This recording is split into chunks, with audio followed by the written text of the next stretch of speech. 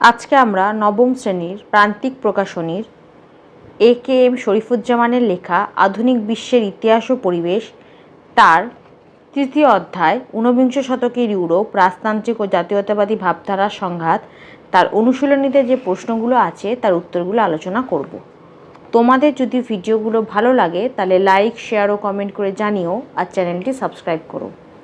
আমার একটা অন্য চ্যানেল আছে অঙ্কের, WB ম্যাথস ওয়ার্ল্ড, সেখানে গণিত প্রকাশের কোষে দেখির সমস্ত অঙ্কের সমাধান করে দেওয়া আছে। তার লিঙ্ক আমি এই ভিডিও ডেসক্রিপশন বক্সে দিয়ে দেবো, আর ওপরের আই বাটনে ক্লিক করো, তোমরা সেই চ্যানেলটি পেয়ে যাবে। প্রথমে ক, বহু বিকল্প ভিত্তিক প্রশ্ন, প্রশ্নমান 1, সঠিক উত্তরটি নির্বাচন করে লেখো। প্রশ্ন 1, ভিয়েনা সম্মেলন অনুষ্ঠিত হয়েছিল, উত্তর হবে খ 1815 খ্রিস্টাব্দে। 2, ভিয়েনা সম্মেলনে যোগদানকারী ফরাসি প্রতিনিধি ছিলেন, উত্তর হবে খ তালেরা। 3, কার্লসবার্গ ডিগ্রি জারি করেন, উত্তর হবে গ মেটারনিক। 4, ফ্রান্সে দ্বিতীয় প্রজাতন্ত্রের প্রধান ছিলেন, উত্তর হবে খ লুই ফিলিপ। 5, কার্বোনারি দলের সঙ্গে যুক্ত ছিলেন, উত্তর হবে ক ম্যাথসিনি। 6, রক্ত ও লৌহ নীতি গ্রহণ করেছিলেন, উত্তর হবে গ বিসমার্ক। 7, ঐক্যবদ্ধ ইটালির রাজধানী হল, উত্তর হবে ঘ রোম।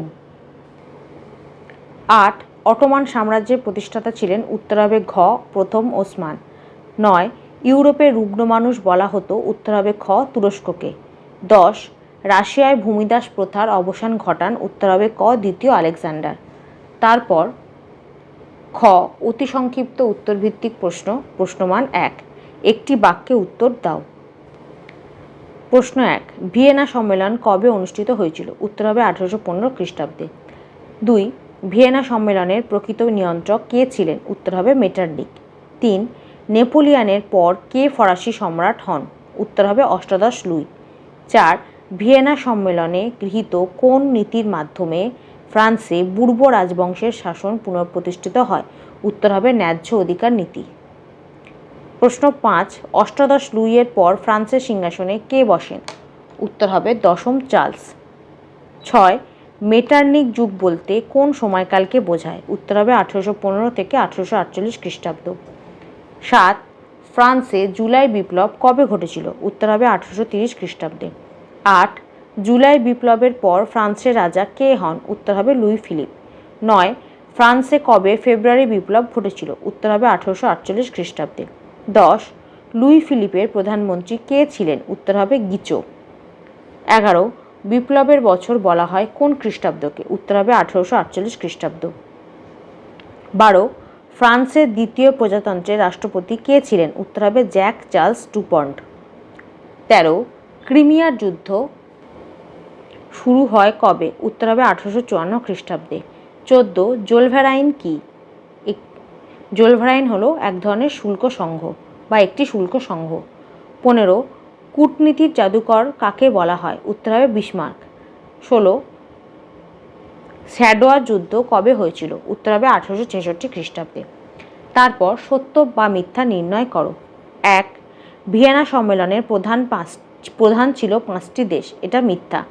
2, মেটারনিক প্রায় 50 বছর ক্ষমতায় ছিলেন, এটাও মিথ্যা।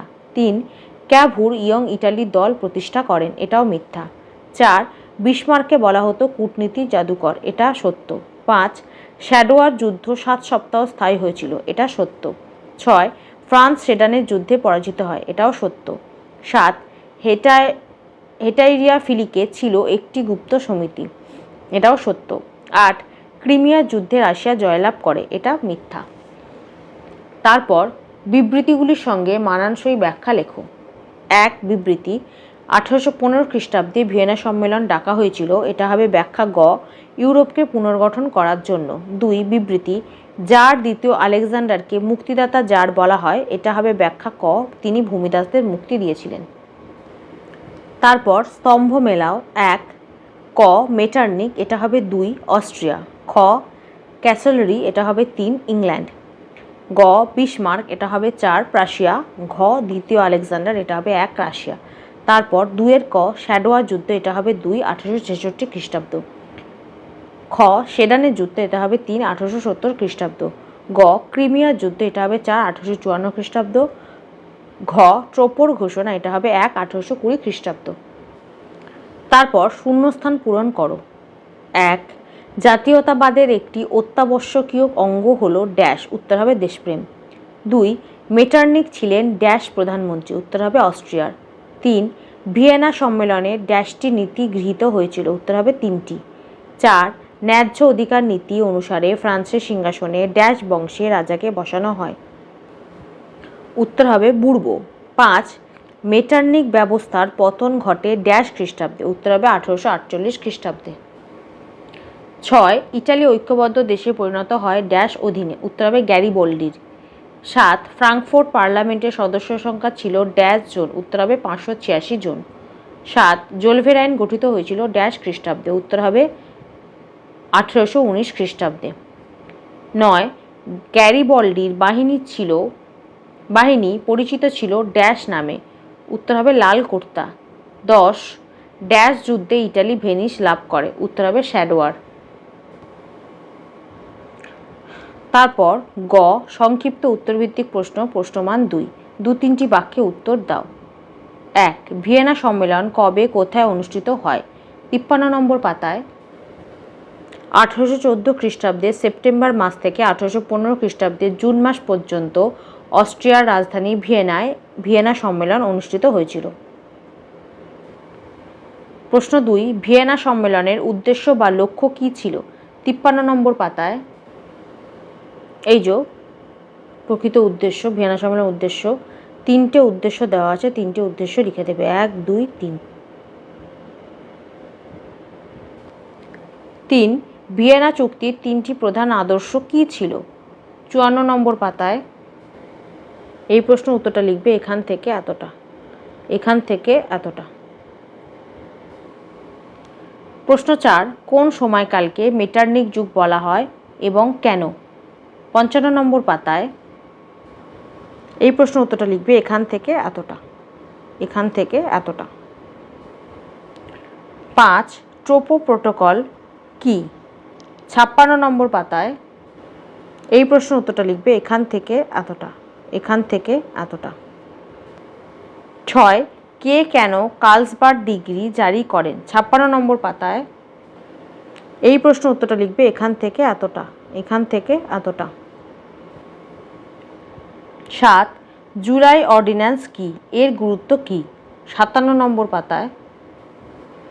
এই প্রশ্নের উত্তরটা লিখবে এখান থেকে এতটা, এখান থেকে এতটা। প্রশ্ন 8 কিভাবে ফ্রান্সে দ্বিতীয় প্রজাতন্ত্রের প্রতিষ্ঠা হয়? 58 নম্বর পাতায়। এখান থেকে এতটা, এখান থেকে এতটা।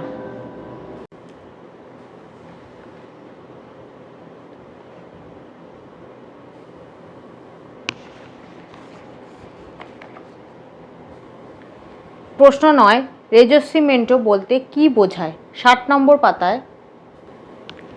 এখান থেকে এতটা, 60 নম্বর পাতা, এখান থেকে এতটা। তারপর 61 নম্বর পাতার এখান থেকে এতটা, এখান থেকে এতটা। প্রশ্ন 10 ইটালির ঐক্য সাধনে কাদের অবদান ছিল সর্বাধিক? 63 নম্বর পাতায়। এই প্রশ্নের উত্তরটা লিখবে এখান থেকে এতটা, এখান থেকে এতটা। প্রশ্ন 11 প্রাগের সন্ধির গুরুত্ব কি? 65 নম্বর পাতায়। এই প্রশ্নের উত্তরটা লিখবে এখান থেকে এতটা, এখান থেকে এতটা। প্রশ্ন 12 এমস টেলিগ্রাম কি? 66 নম্বর পাতায়। এখান থেকে এতটা। প্রশ্ন 13 ইউরোপের রুগ্ন মানুষ কোন দেশকে এবং কেন বলা হয়? 67 নম্বর পাতায়। এখান থেকে এতটা, এখান থেকে এতটা। প্রশ্ন 14 রাশিয়ায় কে কবে ভূমিদাস প্রথার উচ্ছেদ সাধন করেন? উত্তর রাশিয়ায় জার দ্বিতীয় আলেকজান্ডার 1861 খ্রিস্টাব্দে ভূমিদাস প্রথার উচ্ছেদ সাধন করেন। তারপর ঘ বিশ্লেষণধর্মী উত্তরভিত্তিক প্রশ্ন, প্রশ্নমান 8 7-8টি বাক্যে উত্তর দাও। প্রশ্ন 1, ভিয়েনা সম্মেলনের উদ্দেশ্য কী ছিল? 53 নম্বর পাতায়। এই প্রশ্নের উত্তর হবে এখান থেকে এতটা, এখান থেকে এতটা।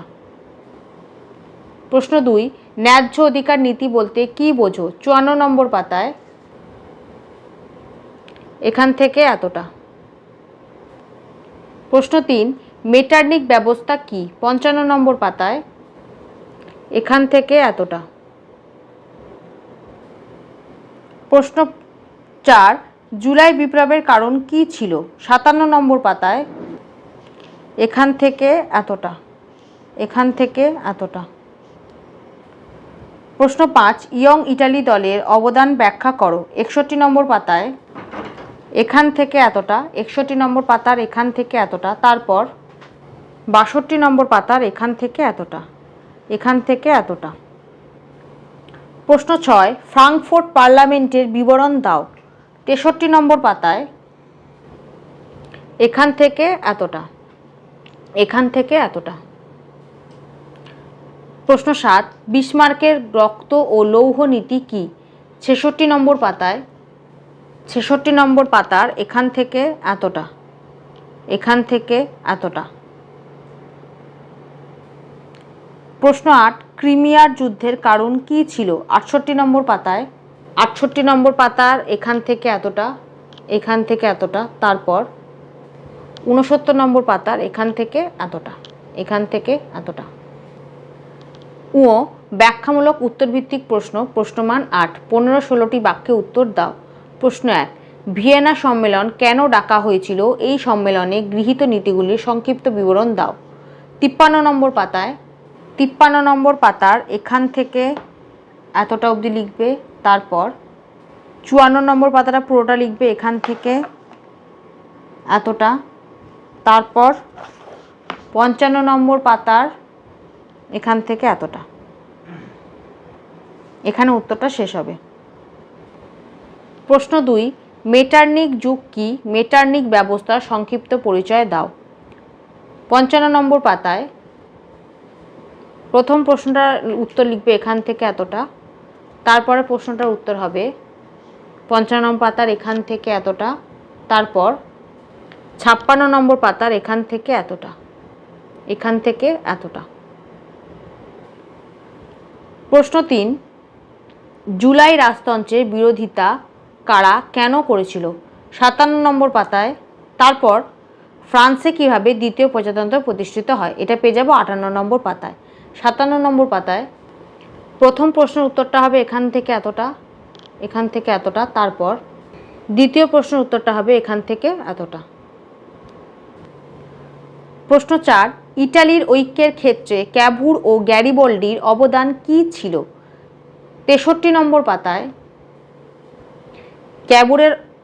ক্যাভুরের অবদানটা লিখবে এখান থেকে এতটা, তারপর 64 নম্বর পাতার এখান থেকে এতটা, আর গ্যারিবল্ডির অবদান লিখবে এখান থেকে এতটা।